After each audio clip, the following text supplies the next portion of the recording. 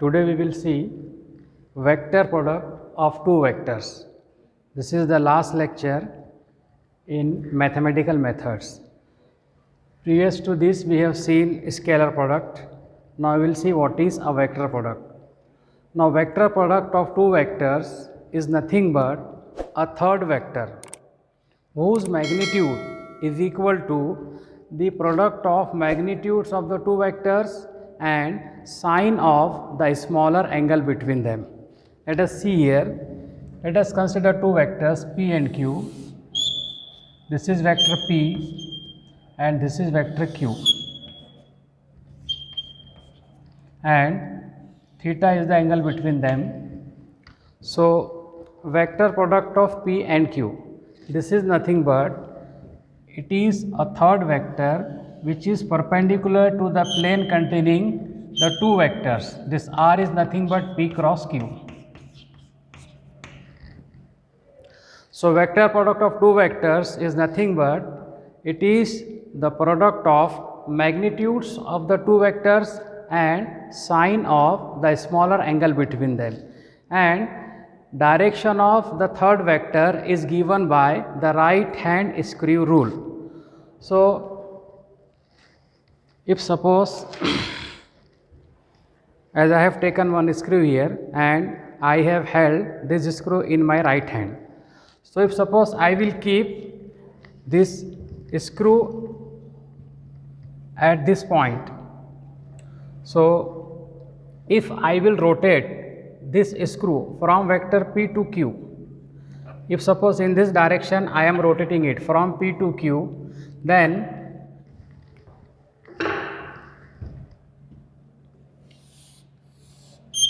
ये vector P है, ये वेक्टर Q है. अभी हमने क्या करें, इसका डायरेक्शन चेंज किए तो हमको जो रिजल्टेंट वेक्टर है वो इस डायरेक्शन में मिलेगा और ये उसका अपोजिट रहेगा. जो प्रीवियस हमको मिला था उसका अपोजिट डायरेक्शन यहाँ पे रहेगा.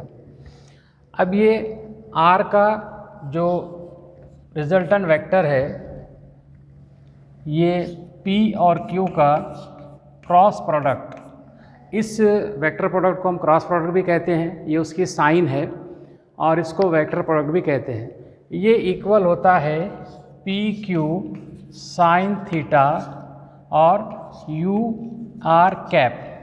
यू आर कैप क्या है? ये है एक यूनिट वेक्टर जो कि गिवन रिजल्टेंट वेक्टर के डायरेक्शन में होता है और इन दोनों वेक्टर के प्लेन को ये परपेंडिकुलर होता है. इस तरह से वेक्टर प्रोडक्ट क्या है? Vector product is nothing but it is the product of magnitudes of the two vector and sine of the smaller angle between them. और इसी आर का अगर आप मैग्नीट्यूड बताना चाहते हैं तो in terms of magnitude R is equals to simply P Q sine theta. तो यहाँ पर ये जो आर है ये आर, इसका मैग्नीट्यूड रहेगा पी क्यू साइन थीटा. तो ये है vector product of two vectors and its direction, that is the direction of resultant vector, is given by right hand screw rule. So if you will hold a right hand screw such that it is perpendicular to the plane containing the two vectors, then if you rotate this right hand screw from first vector to second vector, then the direction in which the tip of the screw would advance, that will be the direction of the resultant vector.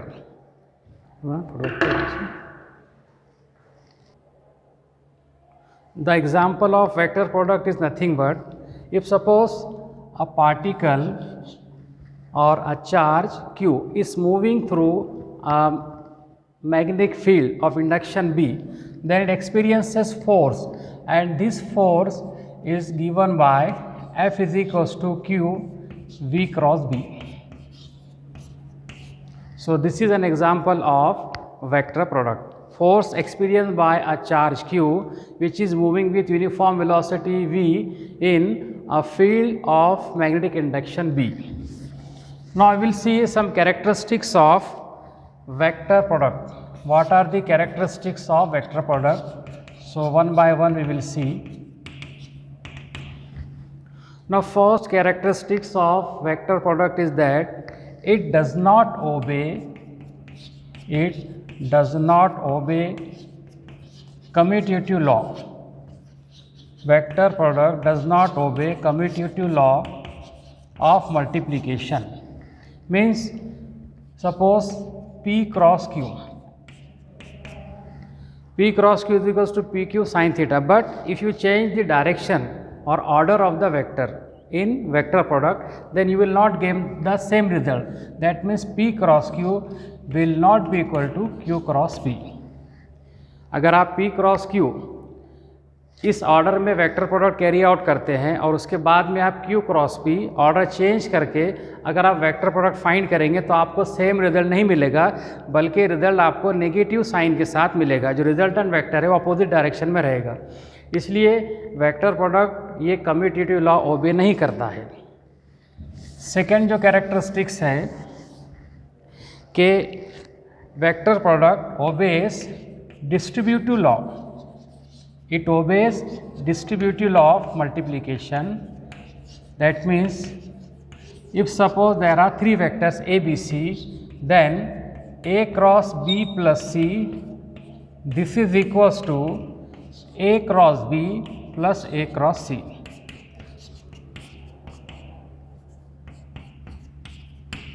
अगर तीन vectors A, B, C इनको अगर आप multiply करना चाहते हैं तो पहले आप इन दोनों को ऐड करके थर्ड से मल्टीप्लाई कर सकते हैं, या फिर इंडिविजुअली दोनों को मल्टीप्लाई करके थर्ड वेक्टर से ऐड कर सकते हैं। So vector product obeys distributive law of multiplication.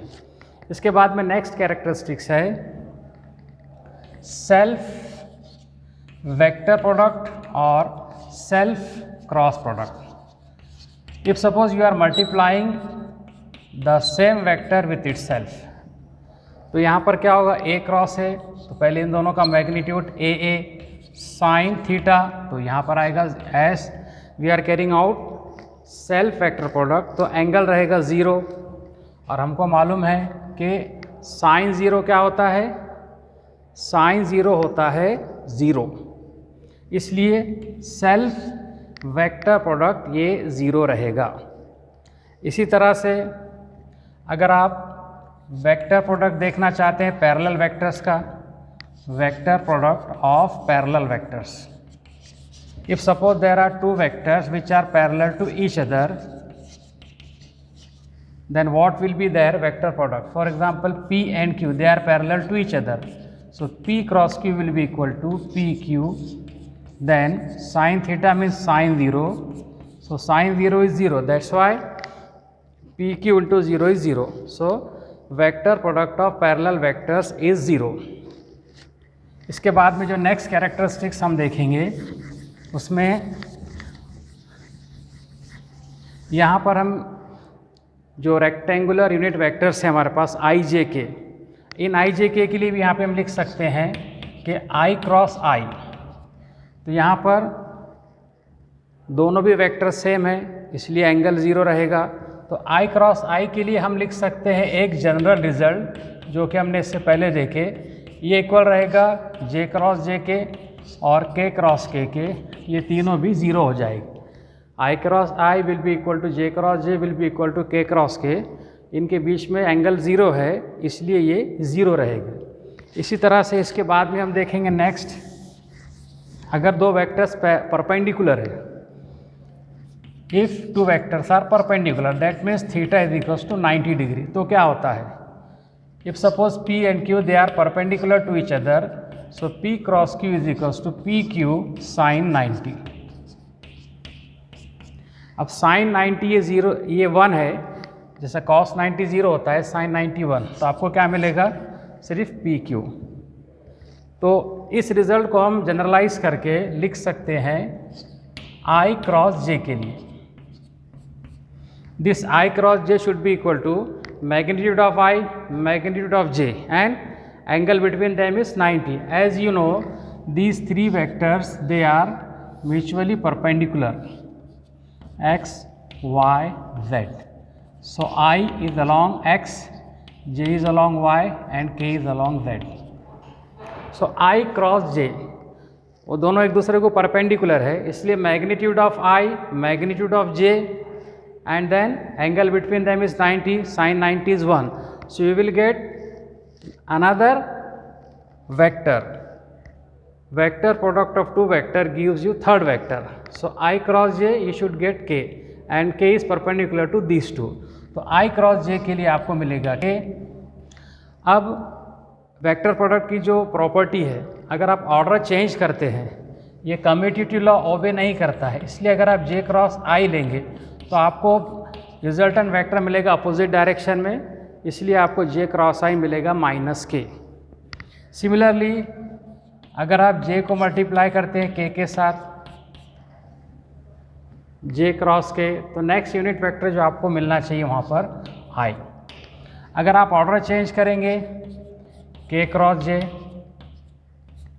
तो आपको नेगेटिव साइन के साथ फिर वो वेक्टर मिलेगा. इसी तरह से अगर आप k क्रॉस i करते हैं सीक्वेंस में k vector k cross i तो आपको मिलना चाहिए j.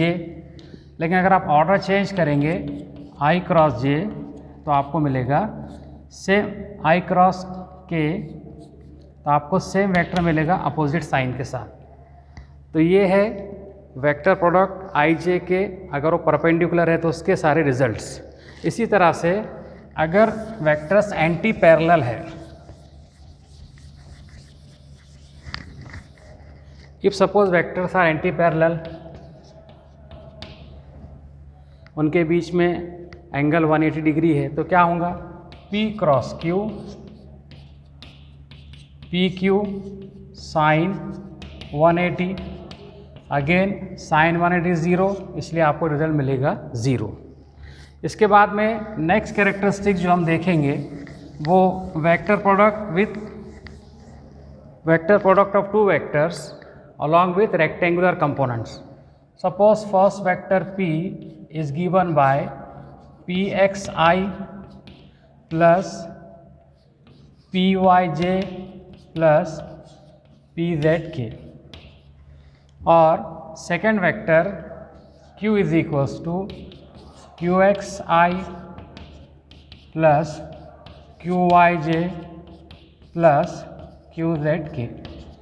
इनको मल्टीप्लाई करना है या इनका वेक्टर प्रोडक्ट कैरी आउट करना है, तो P cross Q, this P cross Q will be equal to Pxi plus Pyj plus Pzk. As it is हम P और Q की वैल्यू यहाँ पर लिखेंगे और बीच में हम क्रॉस का साइन डालेंगे.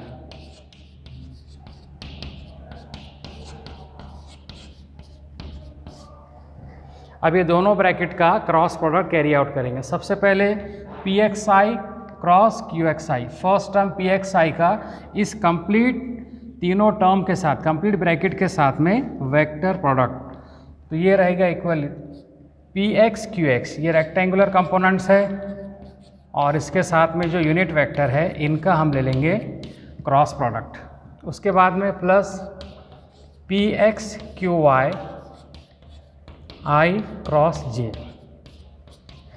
Plus Px Qz I cross k. तो हमने फर्स्ट टर्म से ये तीनों टर्म्स को मल्टीप्लाई करें. उसके बाद सेकंड टर्म Py, अब ये जो Pyj है इससे पूरे ब्रैकेट को मल्टीप्लाई करेंगे, तो Py Qx j cross I. फिर इसके बाद में Py से Qy, Py Qy j cross j plus Py Qz third term j cross k. इसके बाद में नेक्स्ट थर्ड जो टर्म है Pzk से कंप्लीट ब्रैकेट को, तो Pz और साथ में Qx k cross I plus Pz Qy k cross j plus Pz Qz k cross k. इस तरह से यहाँ पे हमको 9 टर्म्स मिले हैं. अब इसका जो रिज़ल्ट है वो हम देखेंगे क्या आता है, P क्रॉस Q. अभी देखिए फर्स्ट ब्रैकेट जो है पी एक्स क्यू एक्स, आई क्रॉस आई, तो आई क्रॉस आई ज़ीरो है, इसलिए क्या हो जाएगा, ये ज़ीरो हो जाएगा। पी एक्स क्यू वाई, अब आई क्रॉस जे, आई क्रॉस जे ये मिलता है हमको के इसके साथ में, इसलिए second term P X Q Y और इसके साथ में आपको मिलेगा यूनिट वेक्टर के प्लस, इसके बाद में third term P X Q Z, P X Q Z, और ये है आई क्रॉस के, आई क्रॉस के। एक्चुअली यहाँ पर क्या हो रहा है कि ऑर्डर चेंज हो रहा है, आई क्रॉस जे, जे क्रॉस के क्रॉस आई, ये सीक्वेंस है, इस तरह से ये सीक्वेंस फॉलो होती है। ये आप जब इसके अपोजिट जाएंगे तो आपको यूनिट वेक्टर यहाँ पे मिलेगा अपोजिट डायरेक्शन के साथ, तो आई क्रॉस के से आपको मिलेगा माइनस जे प्लस, फिर जो फोर्थ टर्म है पी वाई क्यू एक्स, जे क्रॉस आई, अब जे क्रॉस आई में भी ऑर्डर चेंज हो रहा है, इसलिए आपको जो यूनिट वेक्टर मिलेगा अपोजिट डायरेक्शन के साथ में। इसके बाद में पी वाई क्यू वाई और जे क्रॉस जे ज़ीरो है, इसलिए टर्म ज़ीरो हो जाएगा, plus P Y Q Z, अब यहाँ पर जे क्रॉस के सीक्वेंस है, इसलिए आपको यूनिट वेक्टर आई मिलेगा, plus P Z Q X, K cross आई, अब के क्रॉस आई ये सीरियल ऑर्डर है, इसलिए आपको यहाँ पर P Z Q X K cross I से आपको मिलेगा J plus P Z Q Y और के क्रॉस जे, अब के क्रॉस जे ये ऑर्डर फॉलो नहीं हो रहा है, इसलिए आपको यहाँ पर मिलेगा माइनस आई, और लास्ट में के क्रॉस के, तो ये ज़ीरो हो जाएगा, इसलिए कंप्लीट टर्म रहेगा ज़ीरो। तो यहाँ पे 3 टर्म ज़ीरो हो गए और सिर्फ 6 टर्म बचे हैं, इनको हम क्या करेंगे, रीअरेंज करेंगे, रीअरेंज करके फिर इसको देखेंगे कि क्या आता है।